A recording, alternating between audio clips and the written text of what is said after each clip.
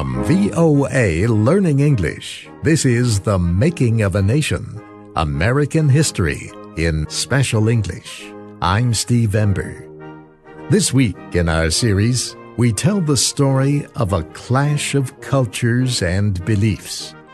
We look at the early history of relations between European settlers in North America and the native groups that had lived there for thousands of years before their arrival. The settlers arrived on the east coast of North America. Along the east coast, there were many different Indian tribes. They spoke many different languages. Some raised crops. Some were hunters. Some were often at war. Others were peaceful. Many of these tribes still exist. Indian nations like the Seneca, the Mohawk, the Seminole, and the Cherokee. Indian tribes shared a highly developed system of trade. They traded goods over a wide area.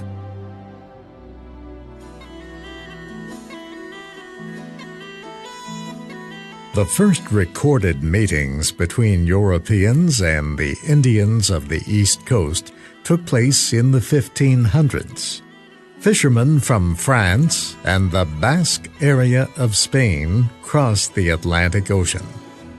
They hunted for whales along the east coast of North America. They set up camps and often traded with the local Indians. The Europeans often paid Indians to work for them. Both groups found this relationship to be successful. On several occasions, different groups of fishermen tried to establish a permanent settlement on the coast. The severe winters, however, made it impossible, so the camps were only temporary.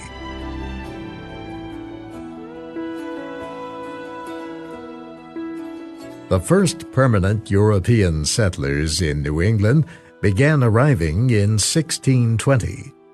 They wanted to live in peace with the Indians. They needed to trade with them for food. The settlers also knew that because they were so few in number, a battle with the Indians would result in their own quick defeat. Yet, problems began almost immediately. Perhaps the most serious was the difference in the way that the Indians and the Europeans thought about land. This difference created problems that would not be solved during the next several hundred years. Owning land was extremely important to the European settlers. In England and most other countries, land meant wealth. Owning large amounts of land meant that a person had great wealth and political power. Many of the settlers who came to North America could never have owned land back home in Europe. They were too poor, and they belonged to religious minorities. When they arrived in the New World, they discovered that no one seemed to own the huge amounts of land. Companies in England needed to find people willing to settle in North America. So they offered land to anyone who would take the chance of crossing the Atlantic. For many, it was a dream come true. It was a way to improve their lives. The land gave the European settlers a chance to become wealthy and powerful.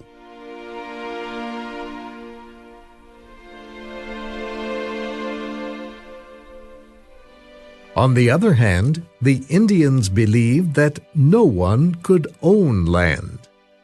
They believed, however, that anyone could use it. Anyone who wanted to live on a piece of land and grow crops could do so. The American Indians lived with nature. They understood the land and the environment. They did not try to change it. They might grow crops in an area for a few years. Then they would move on.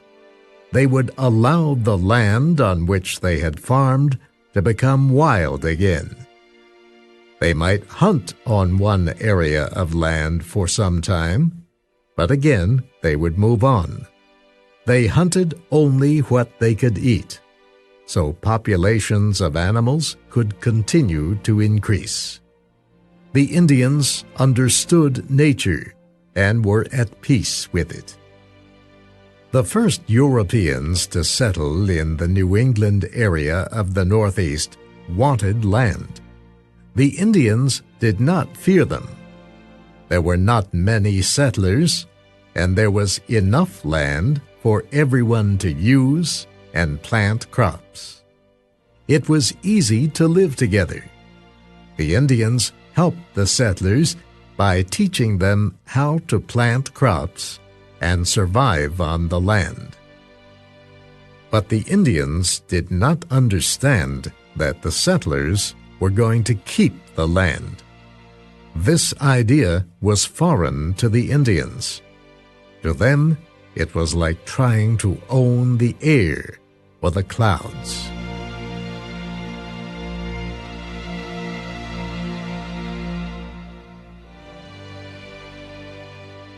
As the years passed, more and more settlers arrived and took more and more land. They cut down trees. They built fences to keep people and animals out. They demanded that the Indians stay off their land.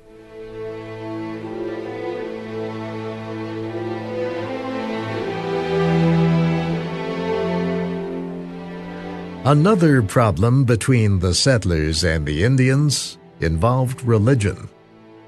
The settlers in New England thought Christianity was the one true faith, and that all people should believe in it. They soon learned that the Indians were satisfied with their own spiritual beliefs and were not interested in changing them. As a result, many settlers came to believe that the Native Americans could not be trusted because they were not Christians. They began to fear the Indians and think of them as evil. The European settlers failed to understand that the Indians were an extremely spiritual people with a strong belief in unseen powers. The Indians lived very close to nature. They believed that all things in the universe depend on each other. All native tribes had ceremonies that honored a creator of nature.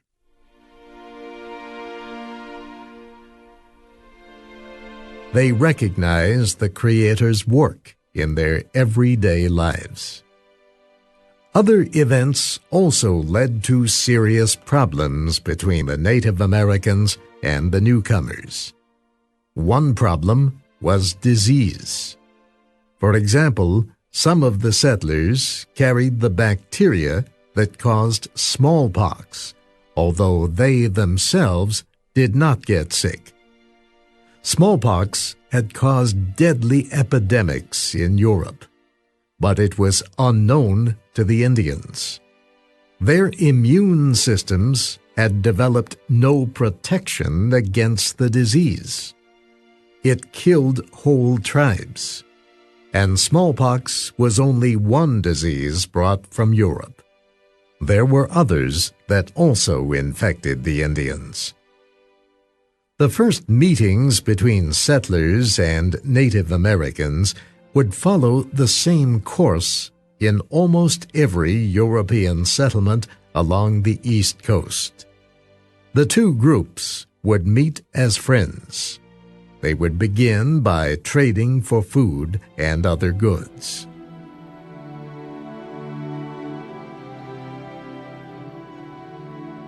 In time, however, something would happen to cause a crisis. Perhaps a settler would demand that an Indian stay off the settler's land. Perhaps someone was killed. Fear would replace friendship.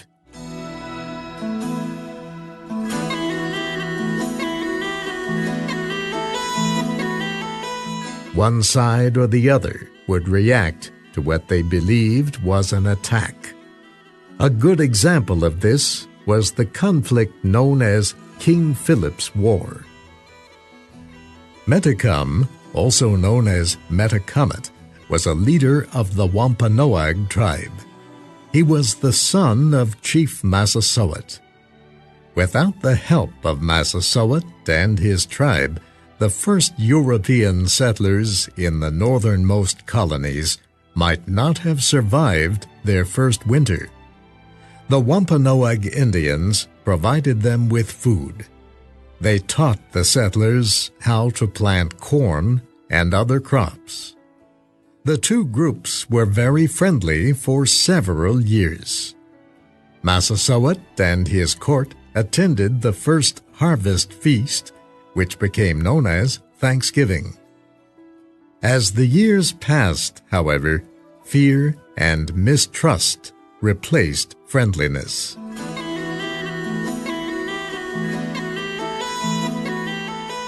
Metacom's brother died of a European disease. Metacom, who was known to the English as King Philip, blamed the colonists. He also saw how the increasing numbers of settlers were changing the land. He believed they were destroying it. One small crisis after another finally led to the killing of a Christian Indian who lived with the settlers. The settlers retaliated by killing 3 Indians. King Philip's War quickly followed. It began in 1675 and continued for almost 2 years. Men, women, and children on both sides were killed. Historians say as many as 3,000 Native Americans died in the violence. More than 600 settlers are believed to have been killed. Historians say the tribe of Indians called the Narragansett were innocent victims of King Philip's War. The Narragansett were not involved in the war. They did not support one group or the other. However, the settlers had come to fear all Indians and killed almost all the members of the Narragansett tribe. This fear and the failure to compromise were not unusual. They would strongly influence relations between the European settlers and the American Indians in all areas of the new country. These clashes of cultures would continue as more and more Europeans arrived. The Puritans from England landed in Massachusetts. The Dutch settled what would become New York State, and the Quakers, unwelcome in England, settled in Pennsylvania. That will be our story next week.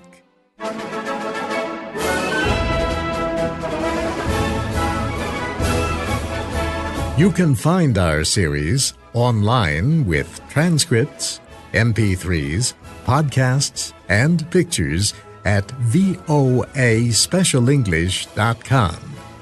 You can also follow us on Facebook and Twitter at VOA Learning English. I'm Steve Ember, inviting you to join us again next week for The Making of a Nation, American History, in VOA Special English.